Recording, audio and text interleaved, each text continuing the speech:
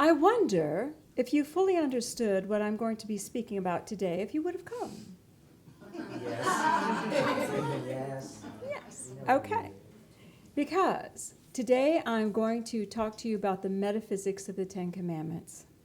Oh, chagrin. The reality is the concept of the Ten Commandments runs through our culture. It is at the base of our political system. It's the base of how we relate to one another, our humanity. And it's important that we really look at what does it mean to us today? What really is it about? And I will share this with you.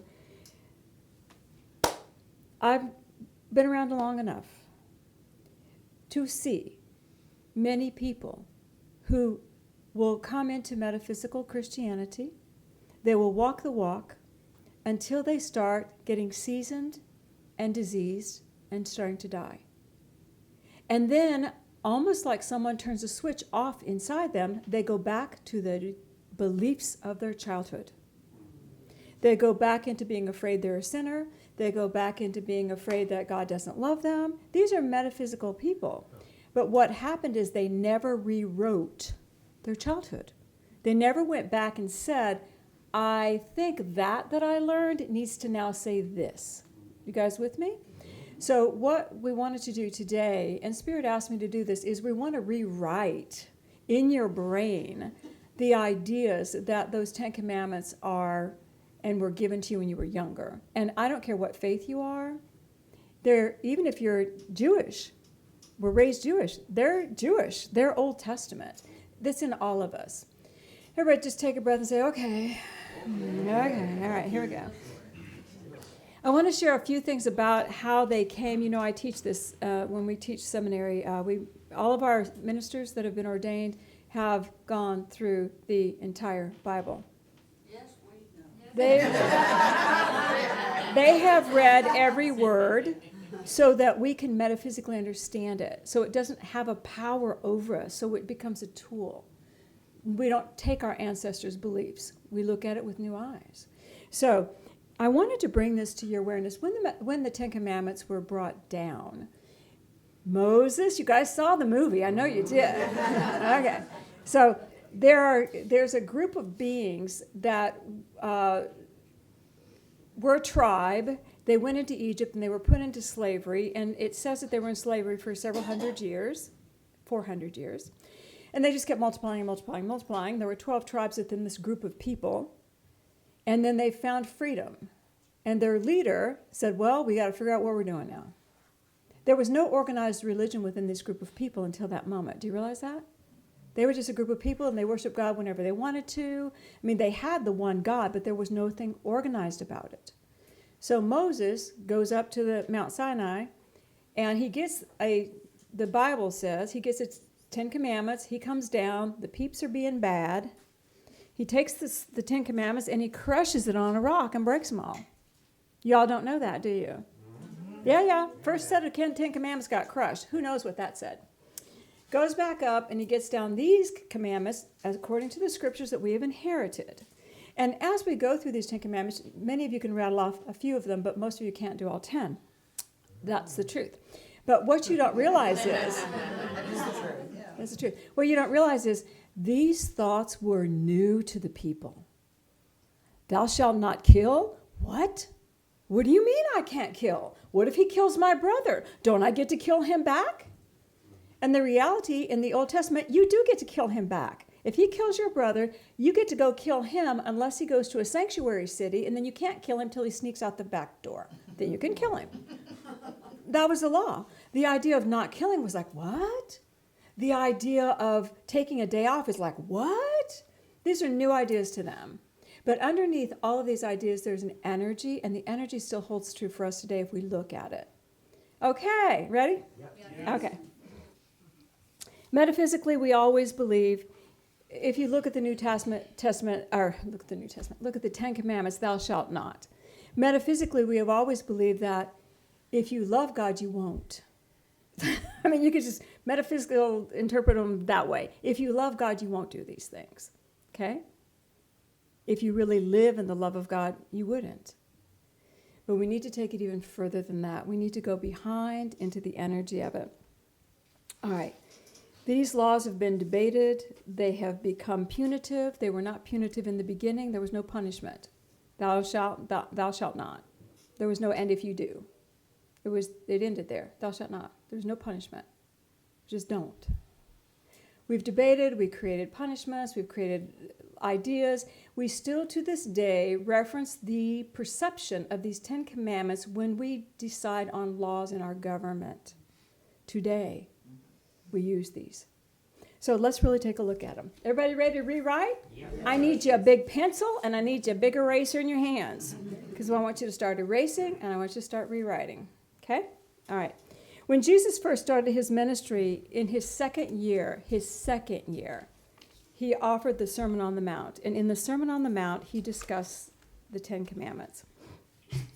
First, he gives them the Beatitudes, which is how to live. Blessed are Beatitudes. And then he talks about the 10 commandments. He is sharing the energy because he's trying to explain to them what does it really mean.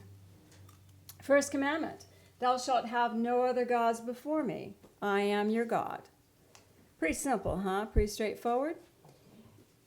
All power is God. Jesus teaches the people there is one force. There is one force. I'm going to tell you, even in my childhood, there was a common belief that Allah was a different God. Today we don't have that belief. Today we've grown up enough to know that that's just another name for creator. All these names are another name for creator. So we've grown up a little bit in the last 60 years. Yes? Yes. Okay, is everybody with me on that? It's one God created us all. We know this. We know this. But in that day and time, there were a pantheon of gods. And he is saying there's one God, there's one creator. There's one creator. I am the one that has you now. Listen to the words. I am the energy. There's one. And if you looked at one creator, you would see God in everything, wouldn't you? There would be nothing that God was not in. I am the creative energy around all things. So, the creative force is only good, God is only good, if we started to look at the force as where the power lies. This is what people would do. They would look, if you lived by the ocean on an island perhaps, where do you think you would make God? Ocean. God would be in the ocean. God would be in the ocean. And if somebody was raging, if one of your fellow men were raging, what would you say? Oh, Poseidon's really rolling through him today. And if somebody's being really calm and easy, they would say, oh, Poseidon, the god of the ocean, is just letting the calm go through that person. We would look to the entity that we worshipped and call it God. And then we would emulate what we worshipped. And that's the second one. Don't make anything. Don't try to make me a graven image. Don't make anything your God, and don't try to make me limited. Don't make anything your God, and don't make a thing to be me. Don't make anything your God, and don't make a thing to be me. When we think of God as the creative life force of all things, how can we create anything that would hold that energy? Because everything would be a part of that creative life force. And if we love God energetically, we can hold that oneness. What we create to represent God and what we worship to represent God, we become. Do you realize that? You become what you worship. All right. How do you think we're doing on that one today? Good. Not really. Yeah. You thought I meant you. No. I think we're doing good on the first one, but I think we still try to put God in form. I think that we still all worship God in certain ways of form. I always tell people, you're going to worship something. Some people worship cars. They really do. Some people worship inanimate things. Some people sports. Whatever you're giving your power to and you're asking to give you power back, you're making your God. Do not create anything that houses God. How many people put God in a church, in a building, in a faith, in an idea? How many of you have fought for your religion because somebody was pushing against you, or you've seen somebody fight for them? We're putting God in a form when we do that. Whereas we could say, I'm good with my beliefs, you're good with yours. We're good. God is in all things. So we still need to work on that one a little bit, don't we? Not forming God in anything finite. And our beliefs are finite, our concepts, our emotions, all of the things we experience here are finite. The only thing that is infinite in this world is your spirit and the spirit of all creation. That's the infinite part. The rest is finite. Okay. You getting it? All right. God is spirit. Jesus said, God is spirit. You worship in spirit to attain the consciousness of God. So when you open your heart and you feel God and you open your spirit to be one with God, then you are worshiping God. Then you are in connection with the infinite, the divine. Everybody say, I'm getting it. Are you though? All right. Did you erase anything yet? So let's recap. There is one God that created us all. We cannot create a form to hold the concept of God. We just cannot. But we can feel God as we feel our spirits. As we feel spirit of self, we feel God. As we feel the spirit of someone else, we feel God. As we feel the spirit of nature, we feel God. Got it? So we relate in spirit. All right. The third one is really easy. Thou shalt not take the Lord thy God's name in vain. What'd your mama teach you? No, how do you take the name of the Lord thy God in vain? Oh, God. Swearing, exactly. That's what your mama taught you. Don't you be cussing. Thank you, David. Like, you weren't allowed to say Jesus or God, like, it just haphazard. Yeah, so you don't be cussing with the Lord's name. You don't be saying things negative like that. That's what your mama taught you. Do you think that's what Jesus is really saying and the Ten Commandments are saying? No. Jesus actually says in his teachings, you guys cannot actually say the name of God because we are in the world of matter, and the word of God, the name of God, vibrates in infinity. And so we don't have the capacity to actually verbalize from this perspective the name that would hold the energy of the infinite. So we are not allowed to speak it. We don't know it. We can't say it. But we can still use the energy of God. And here's the thing about naming names. When you name something, you're calling it into being. You realize this. Where you focus on expands. When you name something, you're calling into being. This is a crappy day. How many say that? What did you just call into being? A crappy day. You named it. You named it. This is not a fun experience. You're naming it. Does any single ladies wake up in the morning and go, oh, this is the day I'm going to find my love? You don't, do you? Do any fellas say that? Name that. This is the day I'm going to find my love. No, you don't. You don't call it into being.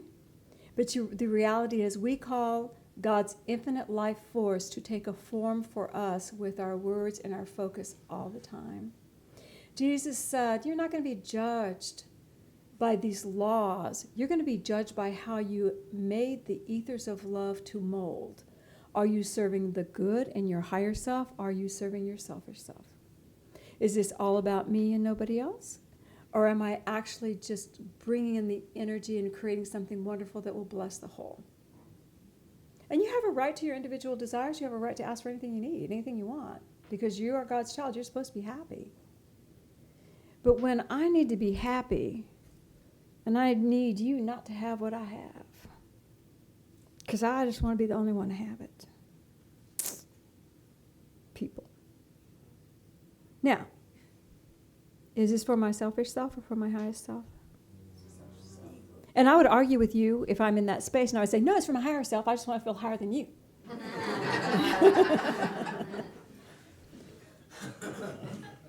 But we do it all the time. The ego wants that. The ego wants recognition, so it's a slippery little slope we stand on. We don't realize that our very words are naming things into being. And when we do that, we are molding the ethers of God's love. God put us in this place where we are completely safe. The nature feeds us. The sun feeds us. We're so safe. We can have anything we want. The energy or creative energy is all around us. God is all creative energy. Creative energy is all around us. Whatever we desire and put forth investment, words, and energy into will become for us. Yeah, you're creating all the time. Don't create what you don't want. Create what you do want. That's the vanity of it all. When we say things that we don't want, vanity means of no value. Don't use the Lord thy God's name in vain, of no value. Doesn't mean don't cuss. But when you call things into your being, but when you call things into your being, are they of value to you? What if everything that you said had value? Have you ever noticed when you're just throwing words out? I'm tired, I'm just going to blah, blah, blah. I find myself doing that, and I go, I'm really getting tireder and tireder. Because I'm just flipping words out. Yeah, I'll agree with that. I won't agree with that. Yeah, I really don't care about what you're talking about. Yeah. And then my energy just starts doing this. Whereas if I'm in my body present, I can actually speak the truth, which you may or may not agree with, and I don't care. Because I am speaking what I want to live. What if we all spoke what we wanted to live? Then we would not be using the energy of God for things that do not matter to us. Personally. You getting it? Yes. Okay. All right. So, God is in all things, greater than we could possibly imagine, and we need to call forth what we want, not what we don't want. The next one is keep the Sabbath holy. Oh, yay. You guys are here? You're keeping the Sabbath holy? This is fabulous. Did you know? Prior to this commandment, there was no day off. Shock of shocks. The people had feasting days periodically. Of course, if you're in Egypt, you're going to feast with their gods and stuff. But they didn't have a regularly set Sunday service. For their faith, there were times when worship occurred, but those guys worked 24/7. We use that all the time. They worked 24/7. Now, if you're in the slave culture of Egypt working 24/7, and somebody says, keep the Sabbath holy, are you going to be all over that? Yes. Are you going to be all over that to the extreme? It says, do not work for yourself, keep the Sabbath holy, don't work. They didn't lift a finger. When it was first given to them, it was like, we're not even cooking. We're not doing anything. We're just going to sit here and talk about God. That's what we're going to do. I'd be all over that too. But that's really not what it meant. What it meant was the energy of your life. We have our 7 days, our week. Maybe that's when the week got created. Who knows? We have our 7 days. And Jesus says, you may certainly work for yourself for 6 days. Your desire body, what you want. And he actually says yourself, work for yourself. That's great. Do everything you want to do. But on 1 day a week, work for God. And he doesn't say sit down and do nothing. Jesus doesn't say that. He said, you may work for yourself 7 days a week. But on the seventh day, turn your vision to God and work for God. Work for God. Do you think the reno crew that was renovating the kitchen area was working for God when they were demoing and hauling cabinets in? Were they working for God? Yes. There were no paychecks handed out, people. They were working for God. They were working for the Spirit of God, for the health and family of our church. Yes. Take your energy and do it for the good of the whole. Now, do you think coming on a Sunday service and listening to inspirational stuff and shifting your thoughts and singing together and hugging one another, do you think you're working for your selfish self or for the good of the whole? You're for the good of the whole. You actually have no idea how much energy is created on a Sunday morning when the love is unconditional. And when the love of God is unconditional. You have no idea. the lights, when you guys come together, the lights, I've shared with you many times, the cars coming in, it's brighter and brighter, brighter. The light just gets exponentially brighter as everyone arrives. And then the laughter and the singing and the coming together creates this beautiful energy of light, which goes out and bathes the property. Everybody that visits during the week says, it's so calm here, it's so beautiful, it's so loving.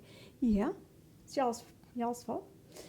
Bathing the property, and then it goes out into the world, and it goes out into your lives, and it goes out everywhere because you have now taken for 1 minute in time and made God a priority. And we don't come to debate God, do we? We come to feel God. We come to feel God, to feel the infinite as much as we possibly can, to let that beautiful light move through us so that on those next 6 days, we've got the God light moving through us while we make our desires real, while we're working for ourselves, while we're doing our stuff, while we're learning our lessons. We've got God light saturating us so it becomes so much easier. Isn't it amazing? How could you miss a Sunday? You know? Or if you're not here, how could you miss that moment of actually taking a day and just saying, for my spirit, for me and God, today, for me and God. I know there are some, you'll read about famous people who actually take a day of silence once a week, where there's communing with Spirit and will speak no words to anyone. So they don't obviously have a church family, but that's their way of connecting with Spirit. The infinite, we are working in finite, we are moving matter. How do we stay connected with the infinite? That's your answer. Isn't that a beautiful thing? We don't have to analyze it, we just have to experience it. All right. So the Sabbath, keeping the Sabbath day holy. Spirit said, when you include God in your world consciously, God becomes a part of your matter. So everything that you do becomes God-filled. So even during the week, if you're including God in your world consciously, everything becomes a part of God. And the last couple of weeks, I've made some choices. I'm trying, and I don't know if they were the right choices or not, and just picking this or picking that or trying to make a decision about something. And Spirit said, Cindy, you're working with God. You're never wrong. You're trying. And there's a big difference between trying and judging yourself. You're never wrong if you're asking and maybe not hearing correctly. It doesn't matter. You're trying. You're trying. That's the good thing.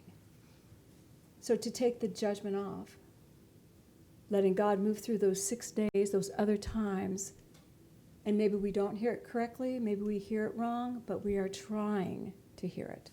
That's the thing. And when you do that, is God going to be a part of your experience? Absolutely. All right.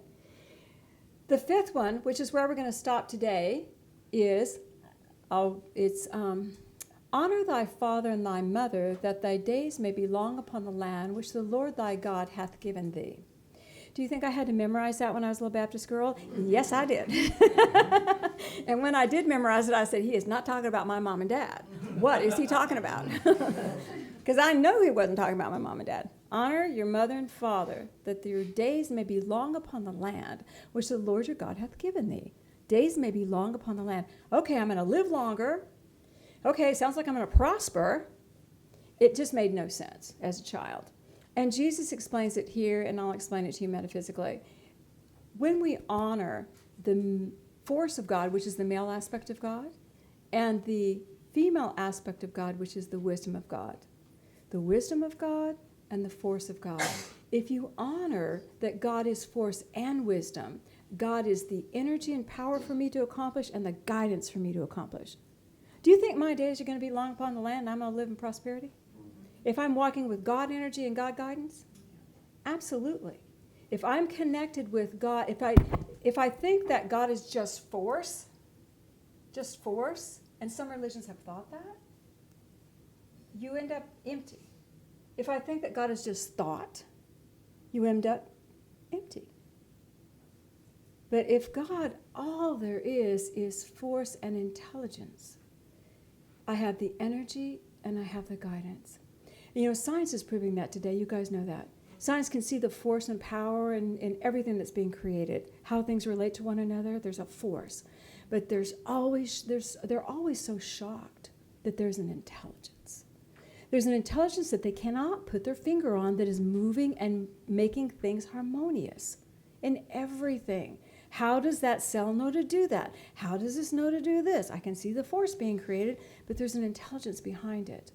And we're just stumbling into those two primal aspects of God, force and intelligence. If I can remember the energy of God flows through me and the mind of God flows through me, I can stay and live long and prosper. All right, pencils down. Did you guys rewrite? The first 5 commandments are all about your relationship with God. Did you know that? They're all about your relationship with God. That 5 of them. The second 5 are all about your relationship with each other. So we were being taught as a people how to control our energies. So I wanted to share with you, if I could find it.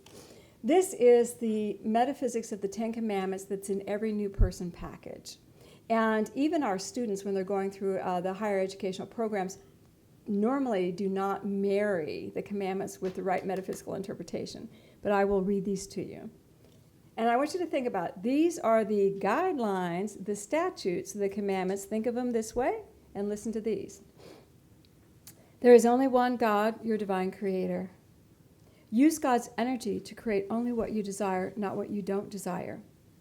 Do not worship your creations as God. That which has been created. Do not worship your creations as God. As you create, take a break on the 7th day and ask what you can do for the good of the whole, then do it. God is your father, mother. You are therefore a co-creative child of God. Honor the balance of force and wisdom of God in this dimension. Now, how hard would it be for you to say yes to those 5 statements? And how hard would it be for you to live those 5 statements? And how easy would your life become? So, our relationship with God, we need to release the punitive energy. There is no punishment. There's no punishment. There's only choice. If we release the thou shalt nots and make it, God is these things. That's all it is. God is this. That's all those are saying. God is all these things. If you use God in these ways, it'll be powerful for you. Erase the old. God is infinite, and you are a part of that. Breathe that in. And now create a world based on that. And we can start right here in our own consciousness today. So let's put our feet on the floor. And just feel that beautiful love of God coming through you, just overshadowing you with light. Feel the peace deep within your soul. And I want you to see a column of light over you and give it a color. And I want you to gather up in energy all the thou shalt nots that you have in your consciousness. Just see a ball of light gathering all the thou shalt nots, gathering them up. And just watch the ball get bigger and bigger, all the things that thou shalt not. And I want you to take a breath and let it go. Take a breath and send it to the light.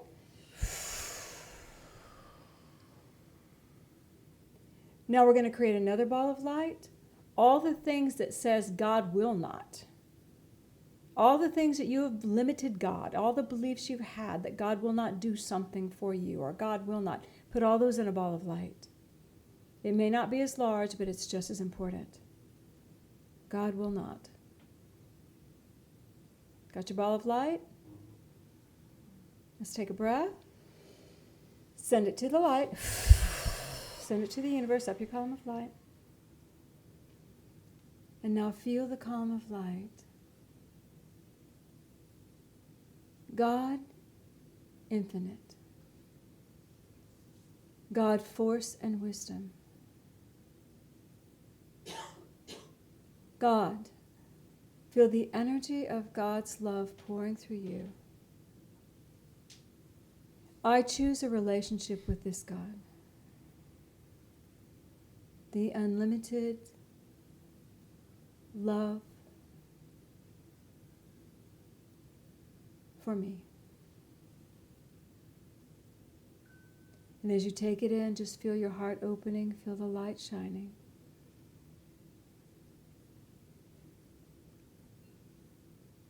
God, my Creator, one with me in spirit, allowing me to create anything I desire, I partner with now, and I'm at peace. And just breathe and feel the peace in your heart. And God, we thank you for this moment. We thank you for the rewriting in our consciousness. And we love you so. And so it is. And when you're ready, gently open your eyes. And I know I've spoken a lot today, but I hope that we'll rewrite in your brain in perfect order and harmony. But I ask you this. Ponder this with me. The precepts of God that we just discussed, what if they were the basis of our political world? Wow. Would we live in a different society? So we begin with the world we know, which is ours. Say yay, God. Yeah.